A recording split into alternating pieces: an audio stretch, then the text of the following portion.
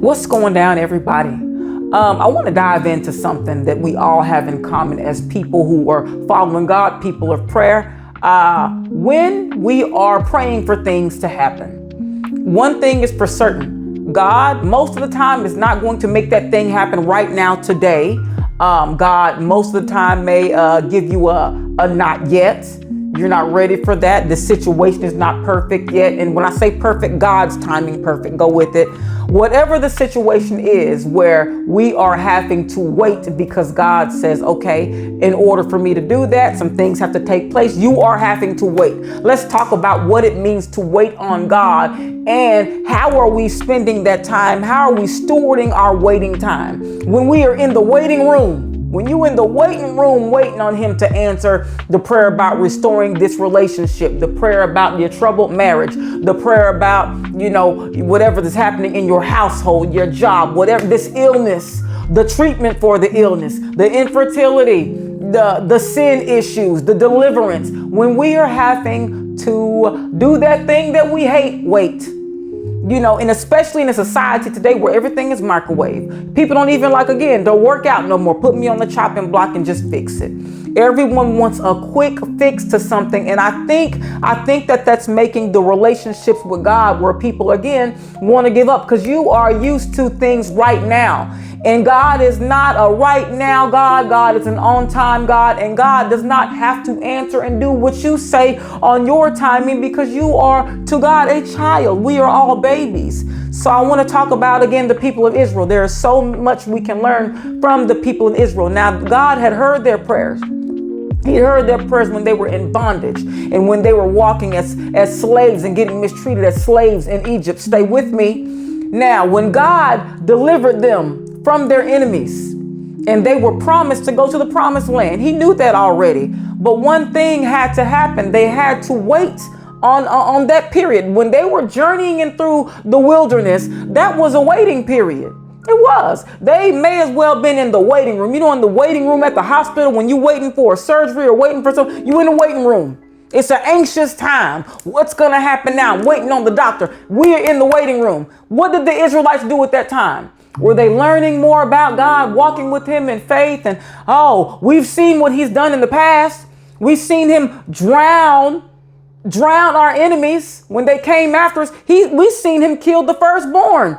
We've seen him, carry us through that. The fact that we even made it out, we've seen him do that.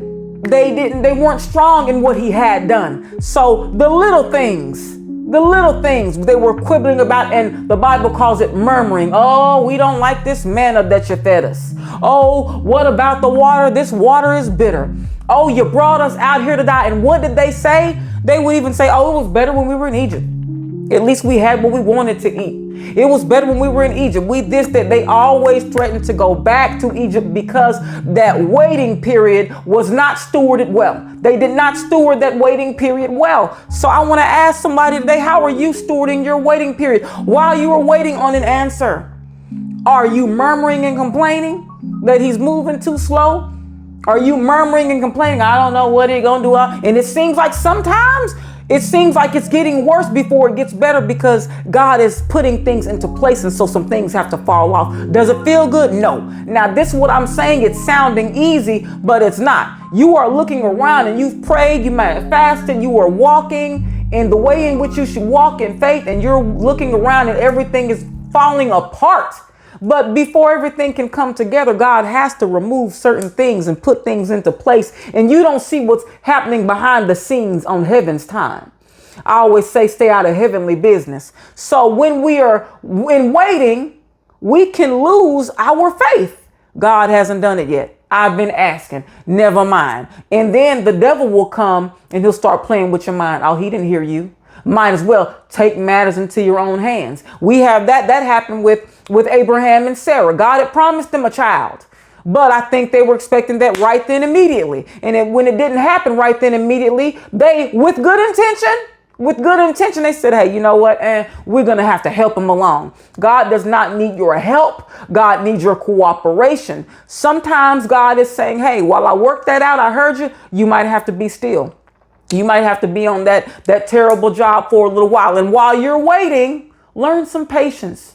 because this next chapter, you're going to need it. It's going to be a better chapter, but you're going to need it. Hey, while you're waiting, be a good minister. How are you handling yourself? Are you being a good representation of Jesus Christ while you are waiting? While you are waiting on your wife and your husband's heart to change, are you being a good spouse while you are waiting? Are you, again, representing me while you are waiting on that prodigal child to come back home?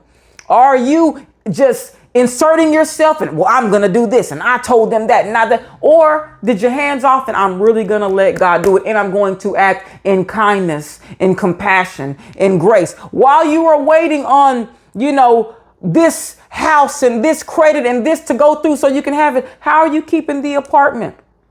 While you were waiting for this spouse that is supposed to come along, are you being pure and in self-control? Are you learning the things that you will need to exercise to be a good spiritual leader, to be a good, wife? What are you doing while you are waiting? Hey, that was a bad diagnosis that you got. While you were waiting on what treatment is to come, how are you keeping your body? Or did you say, oh, never mind, I'm just keep eating fried food and keep smoking cigarettes? How are you waiting while you are waiting for the response on God? What are you doing? How are you spending that time? And I think that is so pivotal in our faith walk, because when we are waiting and we get tired, and everybody gets tired, we're human, we get tired. We get frustrated. I think about Christ in Gethsemane when he was crying, sweating tears of blood, waiting on his crucifixion. But when he agonized in prayer. God never told you that it was going to be so easy for you to do. He knows. He knows. That's why he gives you the tools. He gives you access to him. You have access to the Holy Spirit. That's your comforter. He has probably placed you around certain people that can strengthen you. So again, it's a question that we all have to take inventory of in our lives. When God has said, wait, are we getting in his business and trying to, oh, never mind, God, I got it. Abraham and Sarah said, hey, let's help him along and get your maid servant, Hagar, and she will carry the baby. There's a difference between what you have done with your own hands and what God has promised. And so many times we have the baby that Abraham and Hagar had. Hagar was not his wife. The baby they had, that was Ishmael. Ishmael was not the promised child. Ismail was not the promised child.